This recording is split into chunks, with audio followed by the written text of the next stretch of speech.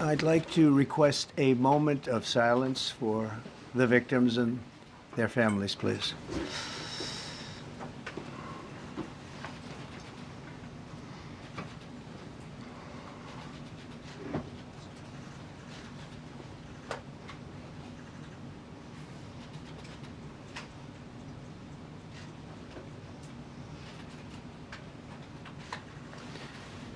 Thank you very much.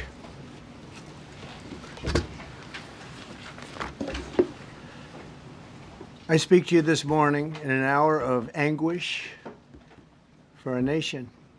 Just before 9 p.m. last night, an American Airlines regional jet carrying 60 passengers and 4 crew collided with an Army Blackhawk helicopter carrying 3 military service members over the Potomac River in Washington, D.C., while on final approach to Reagan National Airport. Both aircraft crashed instantly and were immediately submerged into the icy waters of the Potomac. Real tragedy. The massive search and rescue mission was underway throughout the night, leveraging every asset at our disposal, and I have to say the local, state, federal, military, including the United States Coast Guard in particular, they've done a phenomenal job. So quick, so fast, it was mobilized immediately. The work has now shifted to a recovery mission. Sadly, there are no survivors. This was a dark and excruciating night in our nation's capital and in our nation's history, and a tragedy of terrible proportions. As one nation, we grieve for every precious soul that has been taken from us so suddenly, and we are a country of we are in mourning. This has really shaken a lot of people, including people, very sadly, from other nations who were on the flight.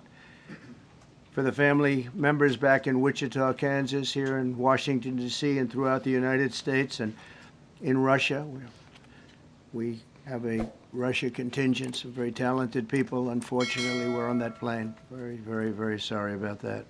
Whose loved ones were aboard the passenger jet. We can only begin to imagine the agony that you're all feeling. Nothing worse.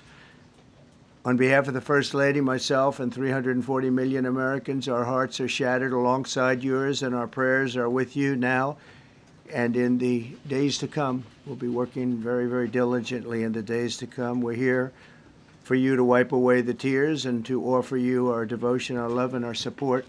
There's great support. In moments like this, the differences between Americans fade to nothing compared to the bonds of affection and loyalty that unite us all, both as Americans and even as nations. We are one family, and today we are all heartbroken. We're all searching for answers. That icy, icy Potomac, it was a cold, cold night, cold water. We're all overcome with the grief for many who have so tragically perished, will no longer be with us. Together we take solace in the knowledge that their journey ended not in the cold waters of the Potomac, but in the warm embrace of a loving God.